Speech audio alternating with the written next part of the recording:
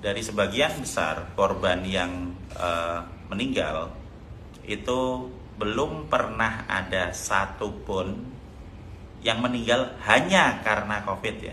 Jadi belum ada ya? Jadi belum. Jadi biasanya memang ada komplikasi penyakit, ada gangguan pernapasan, kemarin ada beberapa yang meninggal karena stroke, ada karena jantung juga ada, dan malah mereka COVID-nya negatif. Gitu.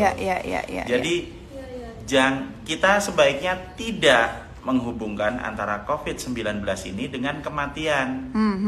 Kalau dengan sakit, ya bahwa kalau kita kena, kalau saya kena, saya mungkin pernah kena. Saya kena, kemudian nanti mungkin saya akan mengalami demam atau pilek atau batuk atau agak-agak sesak napas lah selama 1 minggu. Tapi sesudah itu, sesudah antibodi kita keluar untuk melawan virus ini, maka kita akan kebal.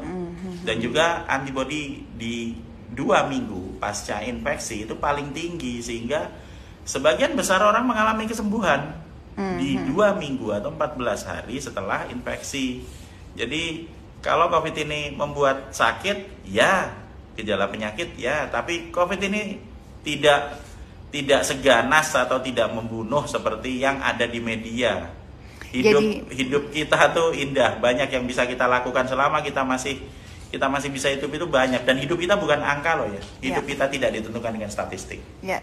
Jadi sebenarnya kalau ada yang misalkan di berita yang meninggal karena corona itu sebenarnya sudah komplikasi dengan penyakit lain gitu ya. Betul. Jadi bukan meninggal karena satu virus corona ini sendiri gitu. Bukan.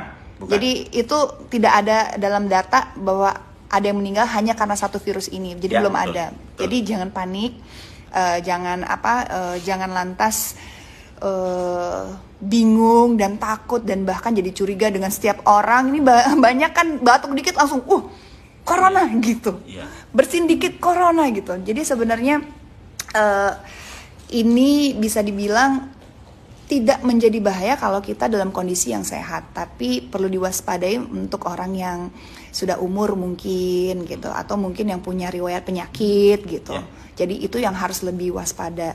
Dan kenapa sekarang kita harus ada di rumah dan social distancing lebih untuk memutus tali rantai penularan tersebut gitu.